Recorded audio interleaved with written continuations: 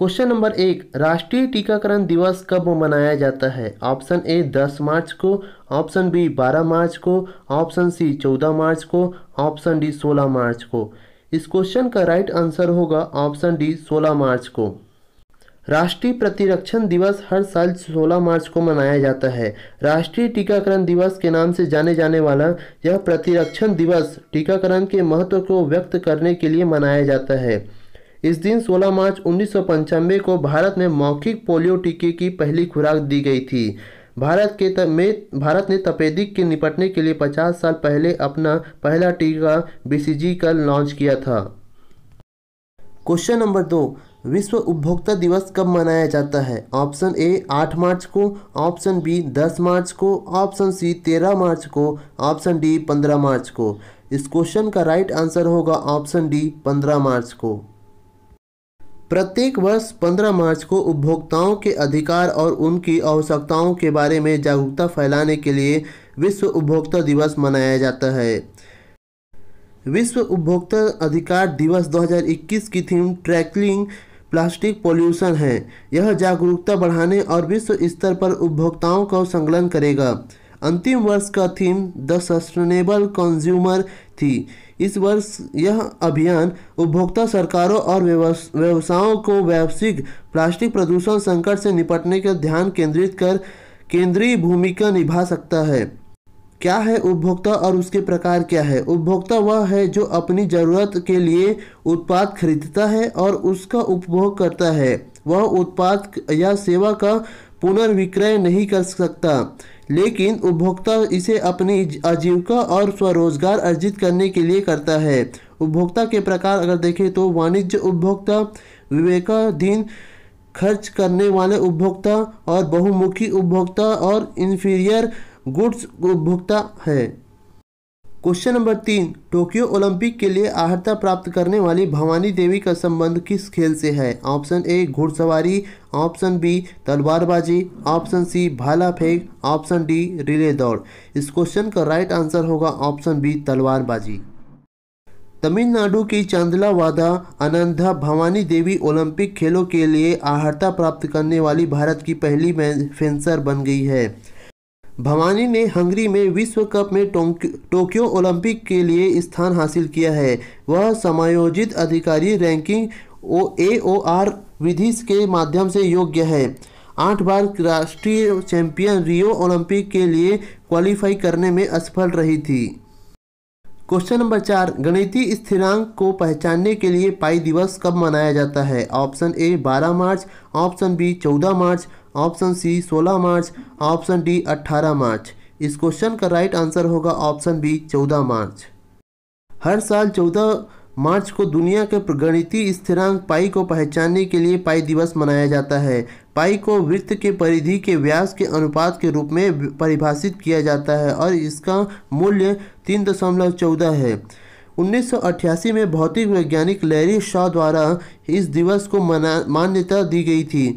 वर्ष 2019 में यूनेस्को के 40वें सामान्य सम्मेलन में पाई दिवस के गणितीय के अंतर्राष्ट्रीय दिवस के रूप में मनाने का निर्णय लिया गया है।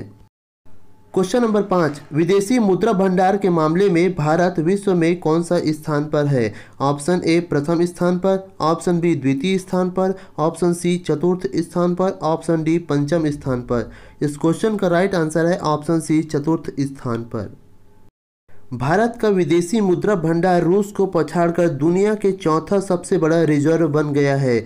भारतीय रिजर्व बैंक RBI के आंकड़ों के अनुसार 5 मार्च तक भारत की विदेशी मुद्रा होल्डिंग $580.3 बिलियन थी। रूस का रिजर्व $580.1 बिलियन था। कुल मिलाकर अंतर्राष्ट्रीय मुद्रा कोष में तालिका में चीन के पास सबसे अधिक बड़ा भंडार है। उसके बाद जापान और स्विट्जरलैंड है। दोनों देशों के लिए रिजर्व में तेजी से वृद्धि के महीनों के बाद इस साल ज़्यादा मंदी हुआ है।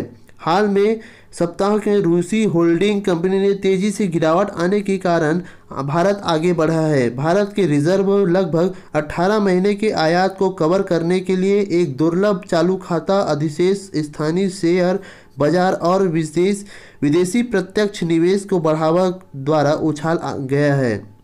क्वेश्चन नंबर 6, साहित्य अकादमी पुरस्कार 2020 की घोषणा में कितने लेखकों को पुरस्कृत करने की घोषणा की गई है? ऑप्शन ए 18 लेखकों, ऑप्शन बी 19 लेखक, ऑप्शन सी 20 लेखकों को, ऑप्शन डी 22 लेखकों को। इस क्वेश्चन का राइट आंसर है ऑप्शन सी 20 लेखकों को।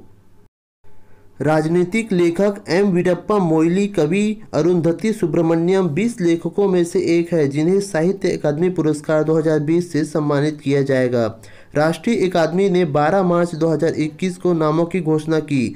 सूची में कविता की 7 पुस्तकें, 4 उपन्यास, 5 लघु कथाएं, 2 नाटक और 20 भारतीय भाषाओं में एक स्मरण और महाकाव्य कविता शामिल हैं। आइए जानते हैं साहित्य अकादमी पुरस्कार के बारे में। साहित्य अकादमी पुरस्कार सन 1955 से प्रत्येक वर्ष भारतीय भाषाओं की श्रेष्ठ कृतियों को दिया जाता है, जिसमें से एक ताम्रपत्र के साथ नगद राशि भी दी जाती है। नगद राशि इस समय 1 लाख रुपए है। साहित्य अकादमी द्वारा अनुवाद पुरस्कार, बाल साहित्य पुरस्कार एवं युवा लेखन पुरस्कार भी प्रतिवर्ष विभिन्न भारतीय भाषाओं में दिए जाते हैं। इन तीनों पुरस्कारों के अंतर्गत सम्मान राशि 50,000 रुपये नियत है। क्वेश्चन नंबर 7, नदियों के लिए अंतर्राष्ट्रीय दिवस कब मनाया जाता है? Option A 12 March, option B 14 March, option C 15 March, option D 16 March. इस क्वेश्चन का राइट आंसर है ऑप्शन बी 14 मार्च। दुनिया भर में 14 मार्च को नदियों के लिए अंतर्राष्ट्रीय दिवस का आयोजन किया जाता है। इसका उद्देश्य वैश्विक स्तर पर नदी प्रबंधन, नदी प्रदूषण, नदी संरक्षण आदि से संबंधित मुद्दों पर चर्चा करने के लिए देश विदेश से लोगों को एक साथ लाना है। नदियों के लिए 24वें अंतर्राष्ट्रीय दिवस की कार्यवाही का विषय राइट ऑफ रिवर्स था। यह दिन ब्राज़ील के 1997 में क्यूरेटिबिया में मनाया गया था।